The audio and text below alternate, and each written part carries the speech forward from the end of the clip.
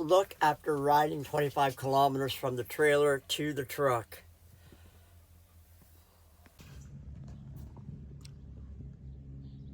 Wow.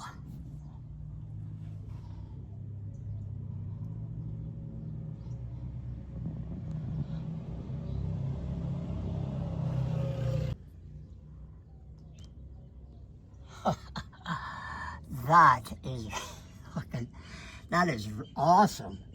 Wow. Other than the box is probably not quite sitting right. That's my generator. Some of my storage stuff that's right down to the floor. I got all that filled in.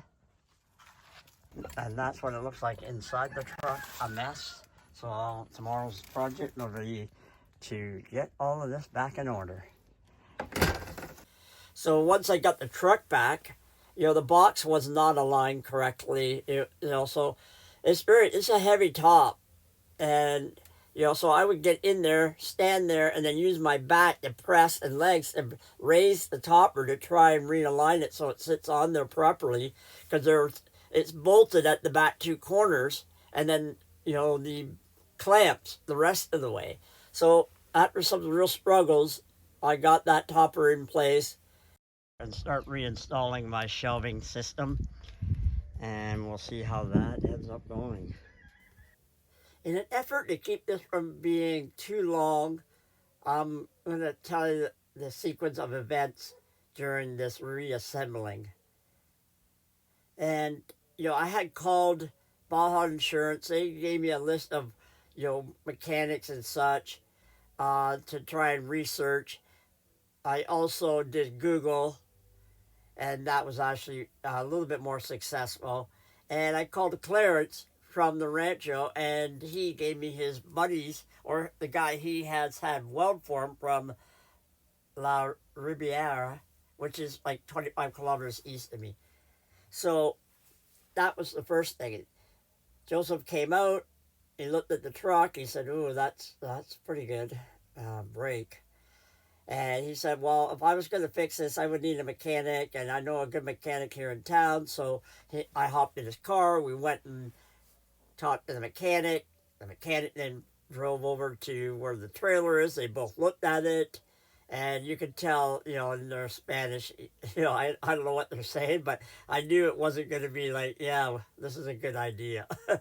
So Jose said, "No, you know what, this is a little more than I can dive into." And meanwhile, through that day, while I was waiting for him to come by after he was done working, I had done some more research and found, a couple guys in Los Cabos, which is about 65 kilometers south of me. None of, the one guy was like 80 and said I would have to help.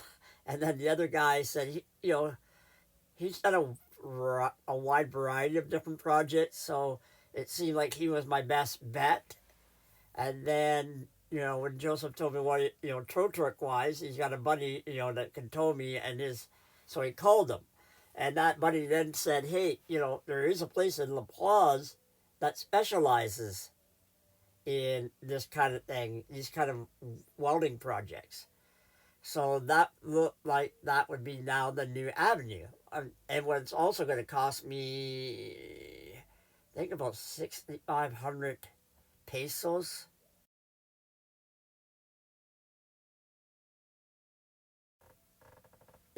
That was fine. What choice do I have? I had to get it there. And meanwhile, my Mexican friends, that couple I met in El Glinga, he had called me a few weeks back. We've been kind of keeping in touch on and off. And he had said if I ever needed anything, he would help me get, if I needed a mechanic or anything, just to let him know, and he would help me.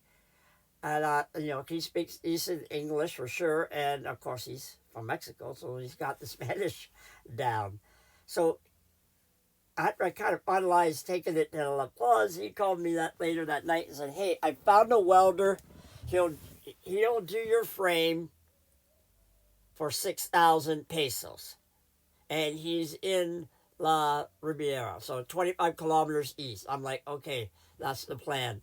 And the mechanic, when he was at the truck, said I could drive it, just go slow. Well, the driving experience was really sketchy, and I was worried the truck would break in half, but more on that in a second. So yeah, so I arranged it to be taken there. I started taking some of the gear out. It's 25 kilometers, so I biked my way back. So I drove the truck there, but the truck almost felt like a slinky. So if I put the brakes on, the truck would feel like it pulled a bit apart and then banged it back together. You can feel the impact of the frame meeting. It's the two halves meeting. So no more braking. And the speed humps that I talk about that are all over the place, there's usually prior to a stop sign, prior to going into a town, prior to leaving the town or in and out. So I had to hit them on a 45 degrees. Couldn't be doing more than a couple 3 miles per hour, or else the same thing happened where the truck kind of stretched out and popped itself back in, but banging together each time. So it was a little intense doing 25 kilometers. And same with the bike ride back, because the roads do not have room for oncoming cars crossing with a bike. So every time I saw traffic coming and there's going to be direction in both directions, I needed to get off the road. And there's not a lot of shoulders around here.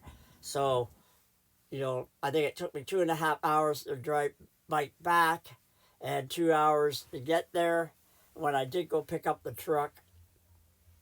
So all was, I'm happy with the weld. As you can see in the video, I think he did a bang up job. So it was 6,000, but then after he saw the frame, he raised it to 7,000. I said, that's fine. Who am I to dispute that? And then you'll see where he welded he had cleaned up the frame and then he welded it together. And he said that would be strong enough.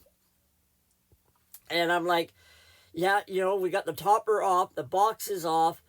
How about we add some reinforcement?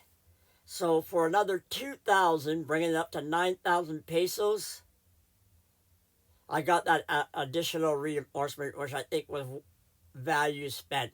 Because I think 2,000 pesos, like 160 Canadian dollars. So well worth him, taking a couple extra days and getting the truck ready.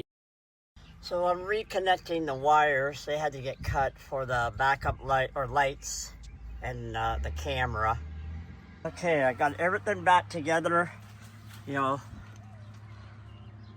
got my storage happening and tools and diesel, all my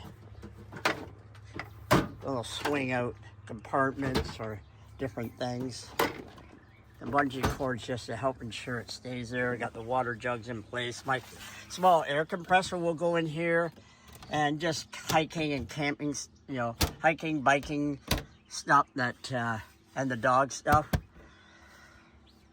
back in place.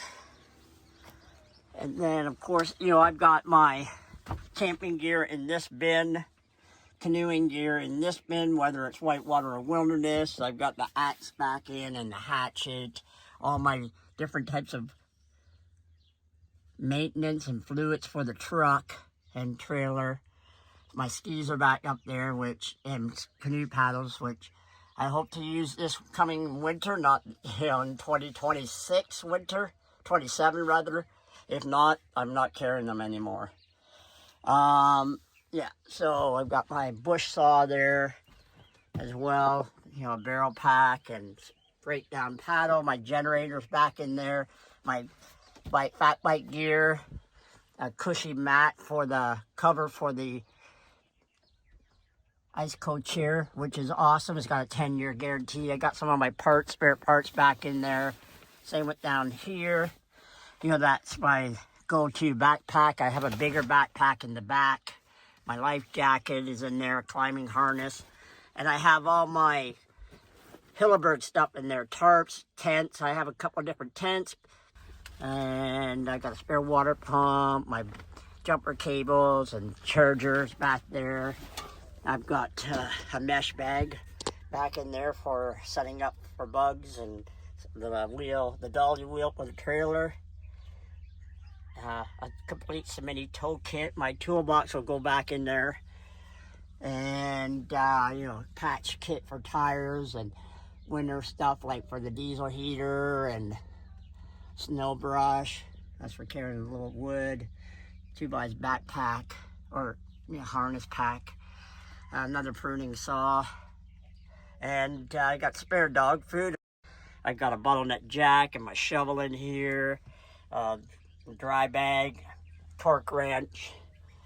And this is just to hold anything that doesn't, you know, end up with extra stuff like my sand mat. This is kind of bulky. I got all my different styles and types of shoes up in here, water shoes and hiking shoes, and the hammock, you know, and then my rescue, my kinetic rope and the synthetic shackles. You know, my airlines for the truck to change the tire pressure. So that kind of sums up getting the truck back together. I got a couple minor things, like, so basically what I've done is made posts that will go down to the floor of the truck and mount to this, which mounts to the, I also did the same thing here.